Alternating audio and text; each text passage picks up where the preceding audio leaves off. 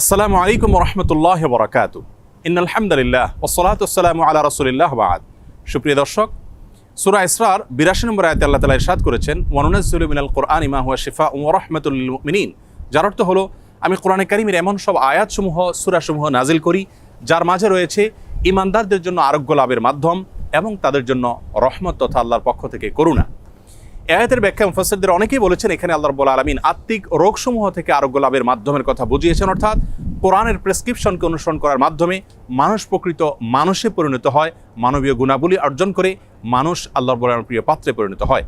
এর ব্যাখ্যা অনেক মুফাসসিররা এও বলেছেন যে এর মাধ্যমে আল্লাহ রাব্বুল আলামিন আত্মিক রোগসমূহ থেকে মুক্তির পাশাপাশি শারীরিক যে রোগসমূহ আছে সেগুলো থেকেও মুক্তির পথ আল্লাহ রাব্বুল আলামিন আমাদেরকে বাতলে দেন।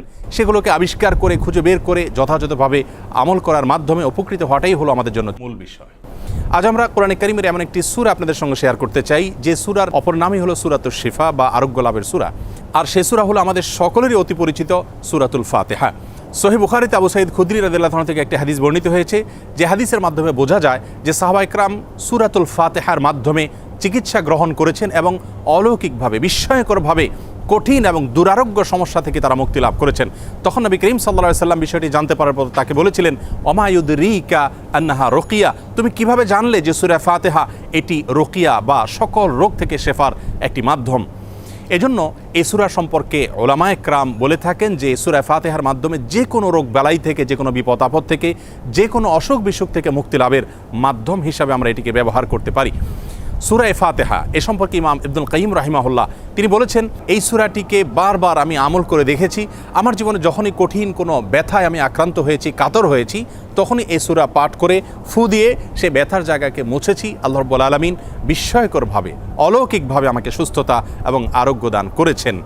আমি ব্যক্তিগতভাবে আমার কথা বলতে পারি যে আমার বাসায়, পরিবারে আমার বাচ্চাদের যখন কোনো অসুখ বিসুখ হয়েছে, কখনো কোনো সমস্যা দেখা দিয়েছে, তৎক্ষণাৎ আমি সূরা ফাতিহা পাঠ করে তাদেরকে ফু দিয়েছি, তাদের শরীরে মুছেছি এবং সঙ্গে সঙ্গে আল্লাহ রাব্বুল আলামিন বিস্ময়করভাবে আমাকে উপকারিতা দিয়েছেন।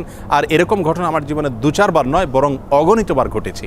এজন্য সূরা ফাতিহা এটিকে যদি কেউ যথাযথভাবে আমল করতে পারেন, সে আস্থা এবং বিশ্বাস আল্লাহ তাআলার প্রতি থাকে, তাহলে সেক্ষেত্রে অবশ্যই এর মাধ্যমে যে কোনো দুরারোগ্য ব্যাধি থেকে পর্যন্ত আমরা আরোগ্য লাভের মাধ্যম হিসাবে এটিকে ব্যবহার করতে পারি। হাদিসে কুদসিতে আল্লাহ রাব্বুল আলামিন বলেছেন, আনা ইনদা যান্নি আবদি বি, বান্দা আমার প্রতি যেমন ধারণা করবে আমি তার প্রতি সেরূপ আচরণ করব। অতএব পরিপূর্ণ আস্থার সাথে, বিশ্বাসের সাথে যদি কেউ যে কোনো অসুখ বিসুখ থেকে, যে কোনো ব্যাধি থেকে মুক্তি লাভের জন্য সূরা ফাতিহাকে পাঠ করেন, সেটি পাঠ করে কোনো পানিতে, তেল ইত্যাদিতে ফু দিয়ে সেটি যদি ব্যবহার করেন, প্রয়োগ করেন, অথবা শরীরের কোনো জায়গায় অসুখ দেখা দিলে এটি পাঠ করে যদি ফু দেন সেই জায়গায় বা মোছেন, ইনশাআল্লাহ বিইذনিল্লাহ আল্লাহ তাআলা তাকে ওই রোগ থেকে মুক্তি নসিব করবেন। এবং এটি হাজারো লাখো উলামায়ে কেরাম এবং ঈমানদারদের পরীক্ষিত একটি আমল। আমরা এই আমলটি যে কেউ করতে পারি। আমরা অনেকে মনে করি এই সমস্ত সূরার মাধ্যমে আরোগ্য লাভের জন্য বোধহয় কোনো মুত্তাকি পরহেজগার মানুষ দিয়ে এগুলো পাঠ করাতে হয়। মূলত আমরা যে কোনো মুসলমানই এটিকে আমল করতে পারি এবং এর মাধ্যমে আরোগ্য লাভের চেষ্টা করতে পারি। আল্লাহ রাব্বুল আলামিন আমাদের সকলকে কোরআনে কারীমকে সব দিক থেকে আমাদের অনুকরণীয়, অনুসরণীয় গ্রন্থ হিসাবে গ্রহণ করার তৌফিক দান করুন। কোরআনে কারীমের সকল প্রেসক্রিপশনগুলো মেনে আমাদের জীবনকে আলোকিত করার তৌফিক দান করুন এবং কোরআন থেকে শেফা গ্রহণ করে আরোগ্য লাভ করে আল্লাহ তাআলার প্রতি আমাদের ঈমানকে আরও বৃদ্ধি করার তৌফিক দান করুন। আসসালামু আলাইকুম ওয়া রাহমাতুল্লাহি ওয়া বারাকাতুহু।